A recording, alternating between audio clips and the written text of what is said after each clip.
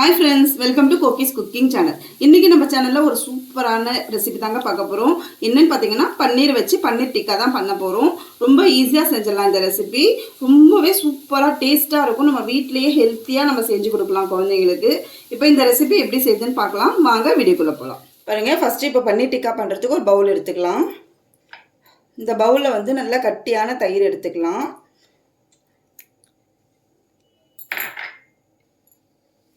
இப்போ இதில் வந்து கொஞ்சம் தேவையான அளவுக்கு நம்ம சால்ட் சேர்த்துக்க போகிறோம். காரத்துக்கு மிளகாத்தூள் சேர்த்துக்கலாம். நான் வந்து ஒரு 1.5 ஸ்பூன் அளவு சேர்த்துக்கிறேன். கொஞ்சமாக மஞ்சள் தூள் சேர்த்துக்கலாம். 1/2 டீஸ்பூன் கரம் மசாலா தூள் சேர்த்துக்கிறேன். 1/4 டீஸ்பூன் அளவுக்கு சீரகத்தூள் சேர்த்துக்கலாம்.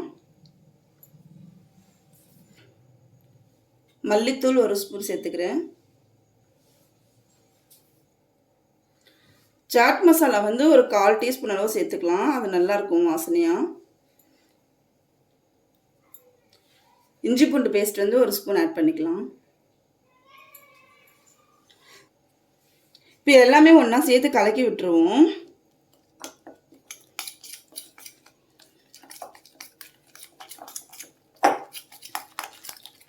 பாருங்க, இப்போ நல்லா கலந்து விட்டாச்சு. நீங்கள் தண்ணியெல்லாம் எதுவும் சேர்க்காதீங்க.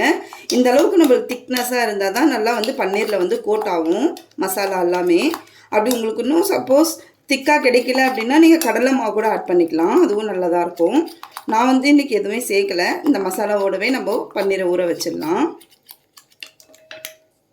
பாருங்கள், நான் வந்து பன்னீர் வந்து இந்த மாதிரி கட் பண்ணி வச்சுருக்கேன். இந்த அளவுக்கு இந்த சைஸ்க்கு நான் கட் பண்ணி வச்சுருக்கேன்.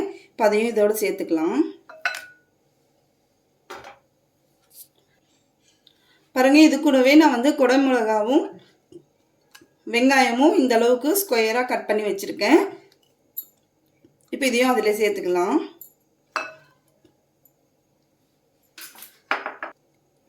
இப்போ எல்லாமே மசாலாவில் எல்லாமே கலக்கி விட்டுக்கலாம்.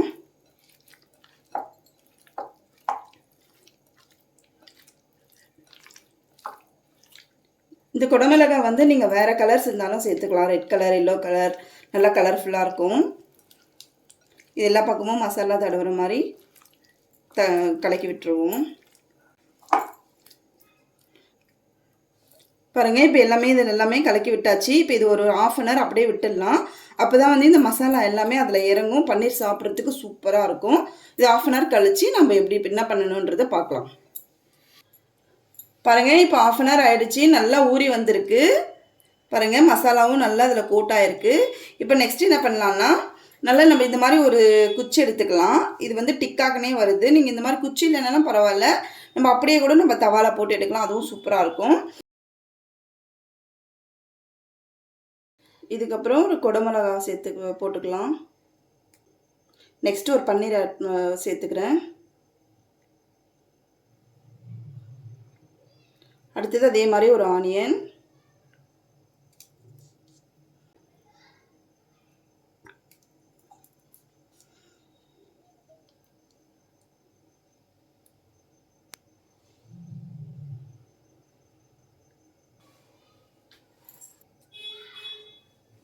பாருங்க, இப்போ வந்து ரெடி பண்ணியாச்சு. இப்போ நம்ம வந்து இது பேனில் போட்டு ஃப்ரை பண்ணிக்கலாம்.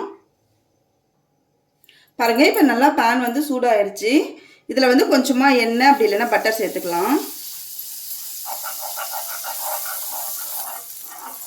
நான் வந்து இன்றைக்கி பட்டர் சேர்க்குறேன். நல்லா டேஸ்ட்டாக இருக்கும். நம்ம இந்த மாதிரியே வீட்டில் நம்மளே செஞ்சு கொடுக்கும்போது ஹெல்த்தியாகவும் இருக்கும். பசங்களும் விரும்பி சாப்பிடுவாங்க. இப்போ இது வந்து பேனில் வச்சுக்கலாம்.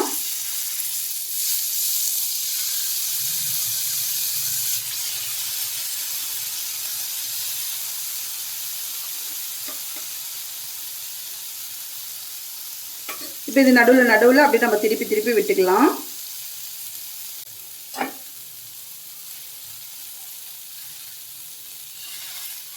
கொஞ்சம் மிதமான தீ வச்சுக்கோங்க, இல்லைன்னா தீஞ்சிரும். இது அப்பப்போ திருப்பி விட்டுக்கலாம் ஒவ்வொரு சைடும். பாருங்கள், நல்லா ஒரு 1/2 hour ஊறுறதுக்குள்ளவே நல்ல மசாலா வந்து சூப்பராக போட்டாயிருக்கு. வெளியில் வரல, பிரிஞ்சு வரல. பன்னீர்னாவே குழந்தைங்களுக்கு ரொம்ப பிடிக்கும்.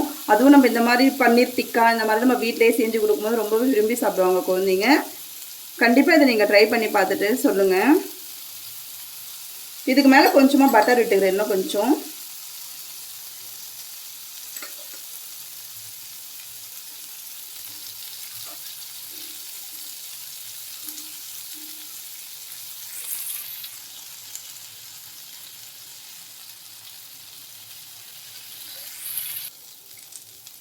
பாருங்க, நம்மளுடைய பன்னீர் டிக்கா ரெடி ஆயிடுச்சு.